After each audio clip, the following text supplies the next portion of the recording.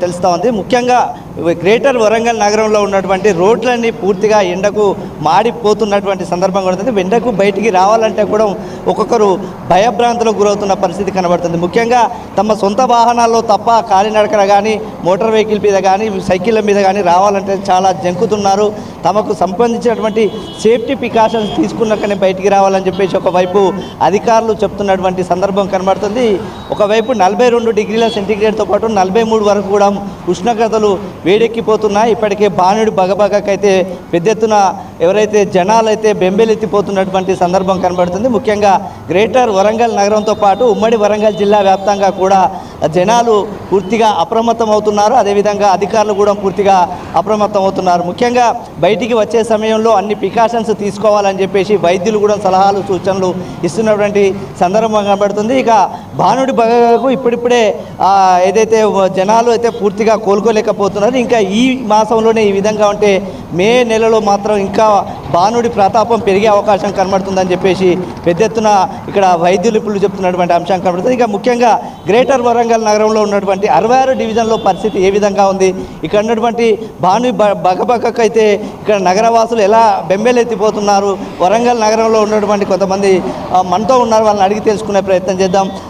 Sir చెప్పండి, Rajanath Sawyer గారు, మీరు బాణుడి బగబగ అయితే గత వారం 15 నుంచి పెరిగిపోతుంది. ఇప్పటికే 42 నుంచి 43, 45 వరకు కూడా డిగ్రీలతోని బాణుడు బగబగం అంటున్నాడు. సో దీని మీద ఆ గ్రేటర్ నగరంలో పరిస్థితి ఎట్లా ఉంది? సామాన్య మానవులతో పాటు ధనికులు అదేవిధంగా అందరూ కూడా బయటికి రావాలంటే బెంబేలెత్తిపోతున్నారు. ఈ వాతావరణాన్ని ఎట్లా చూడవచ్చు? గ్రేటర్ నగరంలో ఎట్లా ఉంది వేడి? వాస్తవానికి కూడా గతంలో కంటే ఈసారి ఎండలు ఎక్కువగా ఉన్నాయని వాతావరణ శాఖ వాళ్ళు చెప్తున్నప్పటికీ మరి 99 ప్రణాళికలని ఒక ప్రభుత్వం మంచి సంకల్పంతో చేపట్టిన కార్యక్రమాన్ని అధికారులు వాటిని వినియోగించకపోవడం దురదృష్టకరం. ఎందుకంటే ప్రస్తుతం ఇప్పుడున్న పరిస్థితిలో ఈ యొక్క 45 ఎండ అంటే మున్సిపల్ కార్పొరేషన్ వారు రోడ్లపై నీళ్లు జల్లడం, బస్టాండ్లపై వారు మ్యాట్స్ తెరలు గ్రీన్ తెరలు వేయాలి, ఎందుకంటే పబ్లిక్ నీడ ఉండడానికి. అదేగాక ప్రతి చోట మధ్య కానీ కొబ్బరి నీళ్ళు అటువంటి సప్లై కూడా చేయాలి. స్లమ్ ఏరియాలలో కూడా నీరు సప్లై కూడా చేయాలి. అదేగాక ఈ దినం విడిచి దినం నీళ్ళను వదులుతున్నా, అది కాకుండా నిత్యం వాటర్ వదిలే కార్యక్రమం కూడా ఏర్పాటు చేయాలి. ఇప్పుడు ప్రస్తుతం ఎక్కడైతే గుంటలు ఉన్నాయో మరి అందులోకి వెళ్ళి కాలుష్యం పైన వాతావరణం, కాలుష్యంలో చెడిపోయిన ఒక డ్రైనేజ్ వాటర్ కలిసి మరి వాటర్ పొల్యూటెడ్ అయ్యి రేపు ఆరోగ్యాలు క్షీణించే పరిస్థితి ప్రస్తుతం. ఎందుకంటే పిల్లలు హాలిడేస్ ఇచ్చి హాలిడేస్ అందరు ఇంటుండే సమయాల్లో కొన్ని మరి రోగాలు వచ్చే అవకాశం ఉంటుంది. కాబట్టి మరియు దృష్టిలో పెట్టి ప్రత్యేక వైద్య శిబిరాలు ఏర్పాటు చేయాల్సిన అవసరం ఉంది.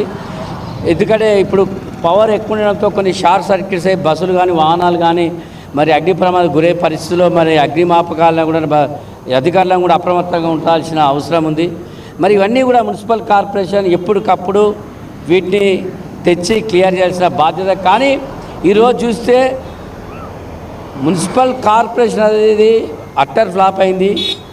గతంలో వచ్చిన స్మార్ట్ సిటీ నిధులను కూడా వాడుకోలేని ఒక రాజకీయ నాయకులు వల్ల ఈరోజు అండర్ డ్రైనేజే కానీ ఈరోజు యొక్క లైటింగే కానీ సెంటర్ లైటింగే కానీ ఇవన్నీ మరి దుస్థితిలో ఉన్నాయంటే మరి అధికారుల నిర్లక్ష్యము. నేను ఒకటే కోరుతున్నా, ప్రభుత్వం రేవంత్ రెడ్డి గారు ఎప్పటికీ అప్పుడు బడ్జెట్ కేటాయిస్తూ అధికారులను అప్రమత్తంగా ఉండాలంటే అధికారులు అప్రమత్తంగా ఉండకూడదు. అధికారుల నిర్లక్ష్యం అనేది ఇక్కడ కనబడుతుంది. ఈ అధికారుల నిర్లక్ష్యం ఉండొద్దు అంటే తప్పనిసరి అటువంటి చర్యలు తీసుకోవాలి. ప్రస్తుతం ఉన్న మేయర్ కూడా మరి ఈ జరిగే పనుల్లో రేపు వర్షాకాలం వస్తుంది. గత ఎన్నేళ్ల నుంచి ఇక్కడ డ్రైనేజీలు వెడల్పు చేయాలి, నాలాలు వెడల్పు చేయాలి. నీళ్ళతో నిండిపోయి ఇల్లు నిండిపోయి మొత్తం వారి యొక్క సామాన్లన్నీ ఖరాబ్ అయ్యే పరిస్థితి వస్తున్నది. అప్పటికప్పుడు మాత్రం తాత్కాలికంగా మాత్రమే కానీ పర్మనెంట్గా ఆలోచన చేయడం లేదు. ఇప్పుడైనా గ్రహించి మరి మున్సిపల్ కార్పొరేషన్ వారి నాలాలు వెడల్పు చేసి ఎక్కడైతే కబ్జాలు చేసి ఉన్న స్థలాలను వాటిని వెడల్పు చేసే కార్యక్రమం చేపడితే చాలా మంచిగా ఉంటుందని మేము కోరుతున్నాం. అండి, ఎండాకాలం వాతావరణ పరిస్థితి ఎట్లా ఉంటుంది? ఏది అంటే కొబ్బరి బొండాలు తీసుకుంటే కానీ ఎట్లా ఉంటుంది అసలు? ఎండాకాలం విపరీతమైన బారుడు ఉష్ణోగ్రతకి ఈ మెయిన్ సెంటర్ ఏమైతే ఉంటాయో బస్ స్టాండే కానీ రైల్వే స్టేషన్ కానీ చౌరస్తా కానీ కొన్ని చోట్లలో చలివేంద్రాలని లేక కొబ్బరి బొండాలని జ్యూస్ పాయింట్లని ఇవన్నీ మున్సిపాలిటీ కార్పొరేషన్స్ వాళ్ళు సొంతంగా స్టాల్స్ అంటే ఏర్పాటు చేసి ప్రజలకు సౌకర్యం కల్పించాలి.